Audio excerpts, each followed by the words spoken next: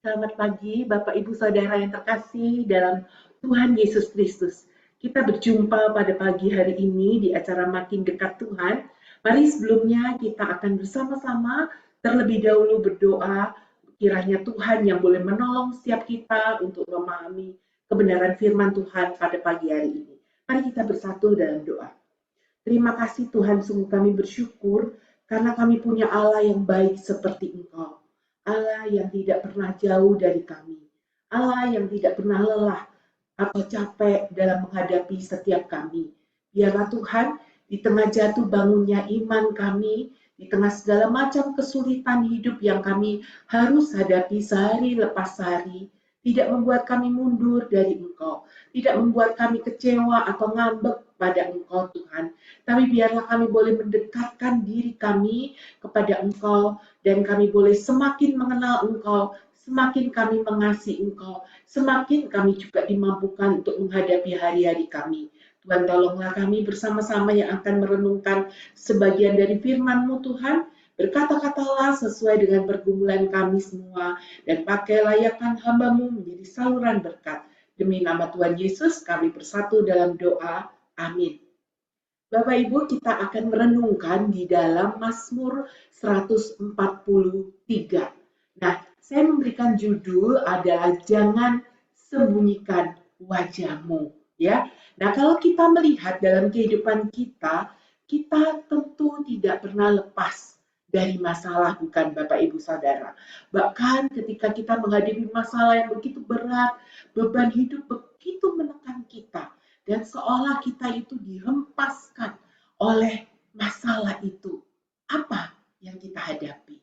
Pernahkah kita menghadapi masalah yang saking betapa beratnya itu seperti kita bayangan kita itu seperti kita sedang seperti sebuah telur ya di ujung tanduk gitu ya, dan kita dikatakan di dalam kegelapan, dan kita ketika kita berdoa rasanya Allah begitu jauh, rasanya Allah nggak pernah dengerin kita. Dan hal itu pun juga dialami oleh Daud, sehingga dia mengatakan jangan sembunyikan wajahmu Tuhan ya. Itu ada di ayat ke-7 ya. Saya akan bacakan. Jawablah aku dengan segera ya Tuhan. Sudah habis semangatku. Jangan sembunyikan wajahmu terhadap aku, sehingga aku seperti mereka yang turun ke liang kubur. Nah, Bapak Ibu Saudara, Daud sedang menghadapi masalah yang sangat-sangat tidak mudah. Nah, pada saat kita sedang menghadapi masalah yang begitu berat, beban hidup menekan kita, rasanya masalah itu tidak selesai juga. Begitu datang bertubi-tubi dalam hidup kita, kepada siapakah kita mencari pertolongan itu? Kepada siapakah kita meminta jalan keluar? Kita seringkali lebih mengandalkan kepada orang terdekat kita, entah itu suami, entah itu istri, entah itu anak, menantu, cucu, atau siapapun orang yang bagi kita itu rasanya orang yang terdekat. Atau orang yang punya kerohanian yang lebih, misalnya kepada para hamba Tuhan, atau kepada orang yang kita rasa itu seorang yang dewasa rohani.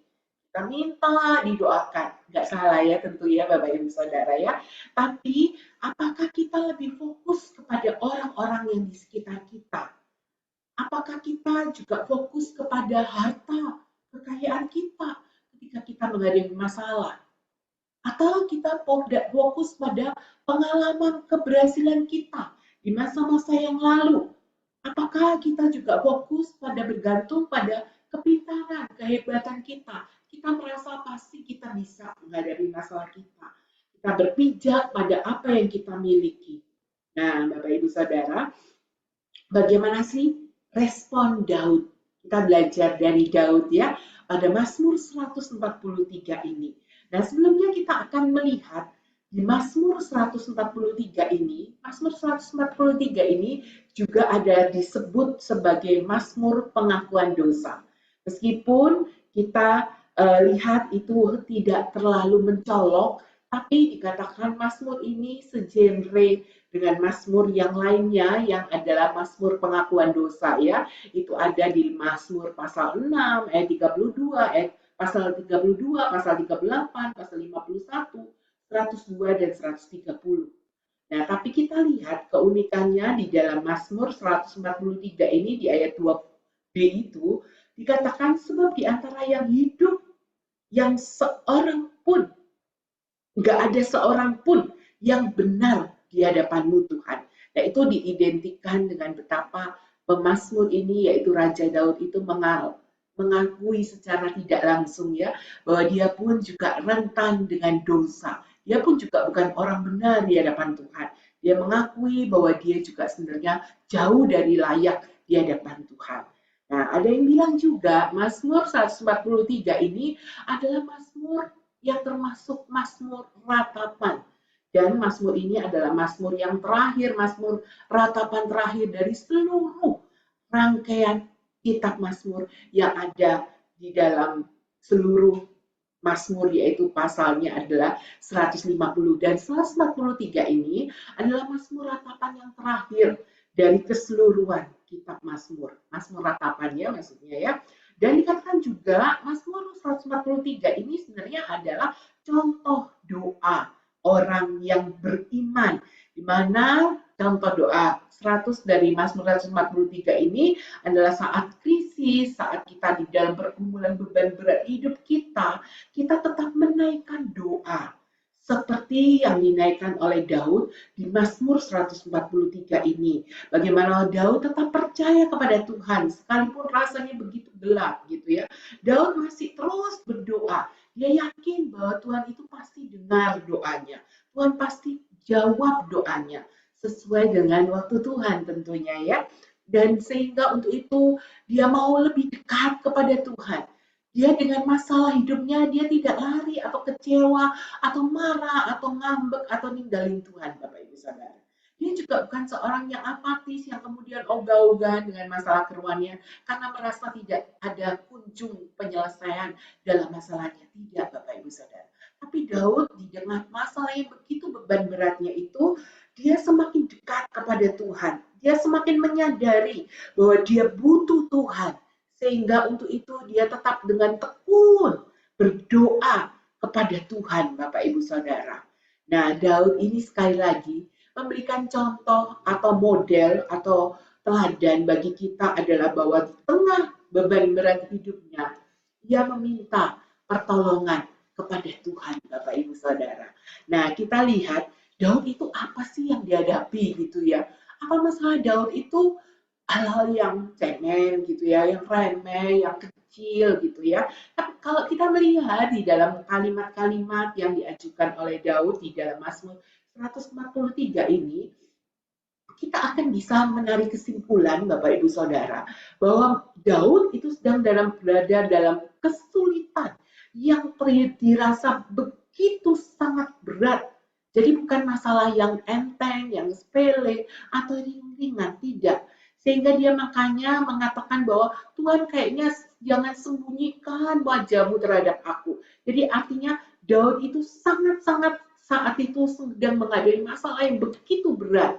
Daud itu nunjukin bahwa secara psikologis, secara mental, secara spiritual dia itu sudah hancur, luluh lantak gitu ya. Sehingga dikatakan kalau kita lihat itu di ayat-ayat yang ada di dalam Mazmur 143, dia mengatakan, aku ini seperti orang yang telah lama meninggal gitu ya.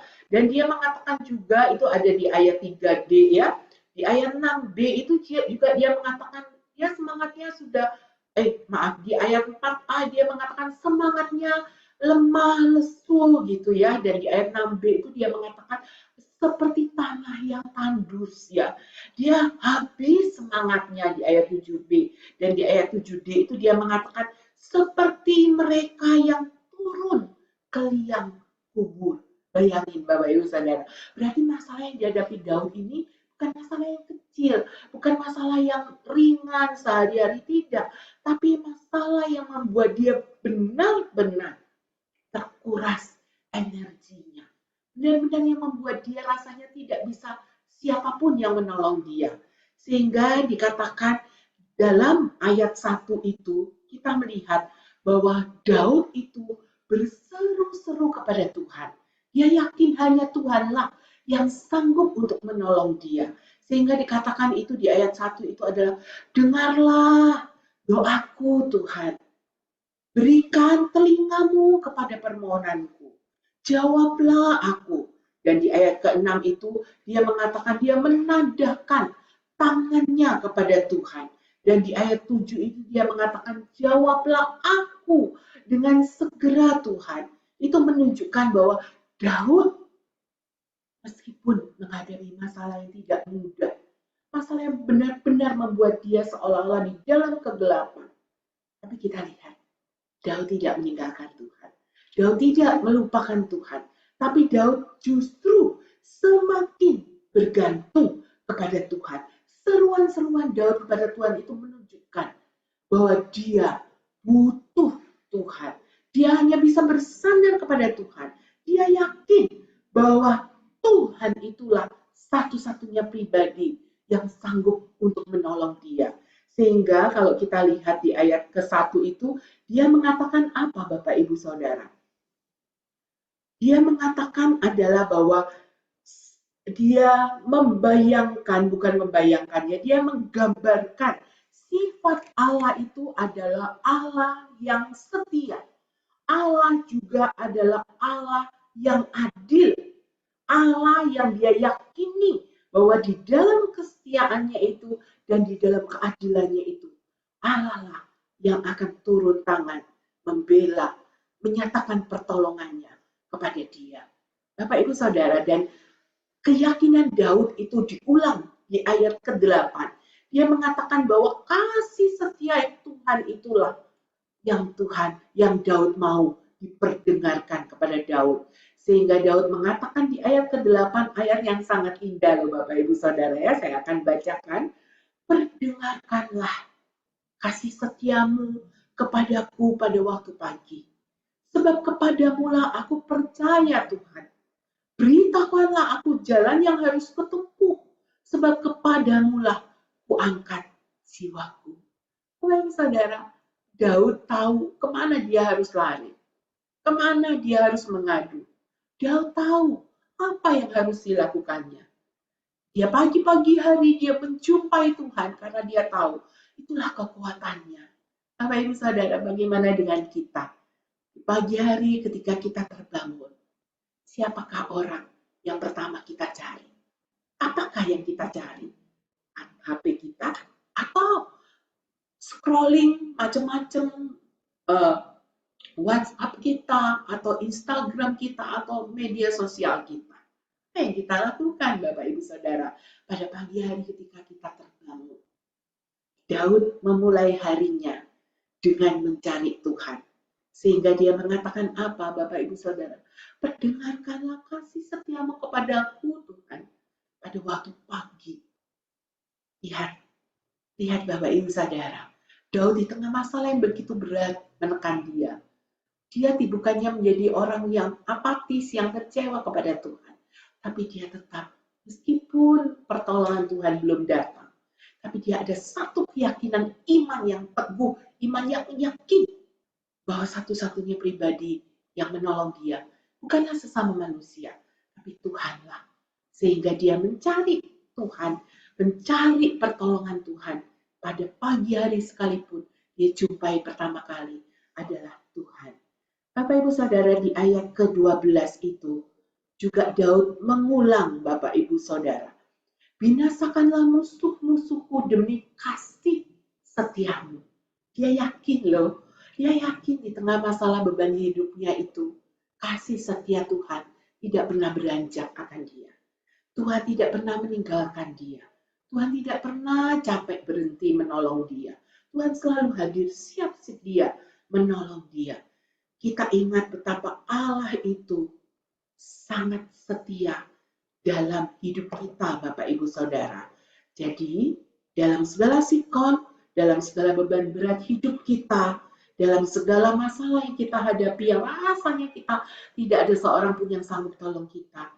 Sebagaimana Daud mengatakan, seolah-olah Allah itu menyembunyikan wajahnya kepada Daud. Bapak Ibu Saudara, mari di tengah segala masalah beban berat hidup kita itu, kita tetap dapat mempercayakan hidup kita kepada Tuhan. Karena kasih setia Tuhan itu tidak pernah sekalipun berubah dalam hidup kita, Bapak Ibu Saudara. Mari kita juga bersandar senantiasa bergantung sebagaimana Daud bergantung kepada Tuhan. Mari kita juga bergantung karena Tuhanlah itu yang akan memimpin dan membimbing kita.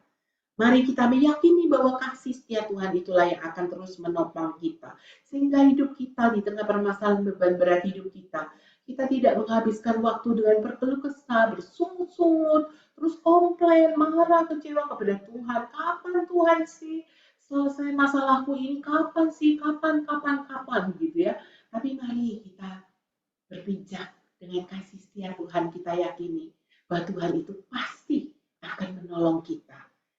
Pemazmur yaitu Daud tetap meyakini bahwa di tengah sekalipun masalah yang dia hadapi itu, beratnya beban hidupnya itu di ayat ke-10, dia yakin bahwa kehendak Tuhan itu lebih dari segala sesuatu. Daud memang ingin keluar dari segala masalah krisisnya itu, tapi ia tetap meyakini bahwa Allah sendiri itulah yang akan menuntunnya melewati hari-hari yang sukar. Jadi Daud bukan berarti ketika menghadapi masalah dia komplain pada Tuhan, kapan masalahku selesai Tuhan? Tidak Bapak Ibu Saudara, tapi dia tetap yakin waktu Tuhan waktu yang terbaik.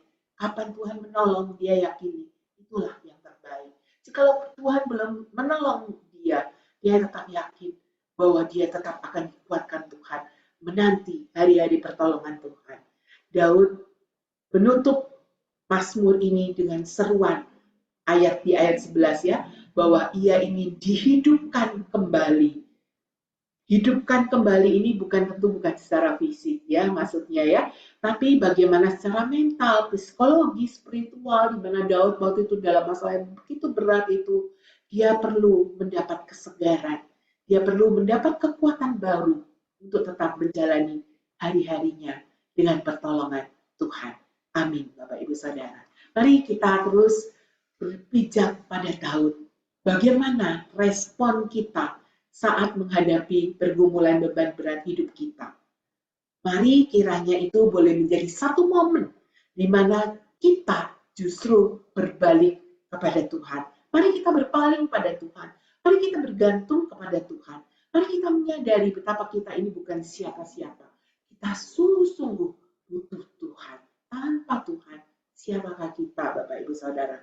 Mari di tengah segala beban berat hidup kita, justru itu satu turning point, satu kesempatan untuk kita lari semakin dekat, semakin bergantung, semakin bersandar kepada Tuhan.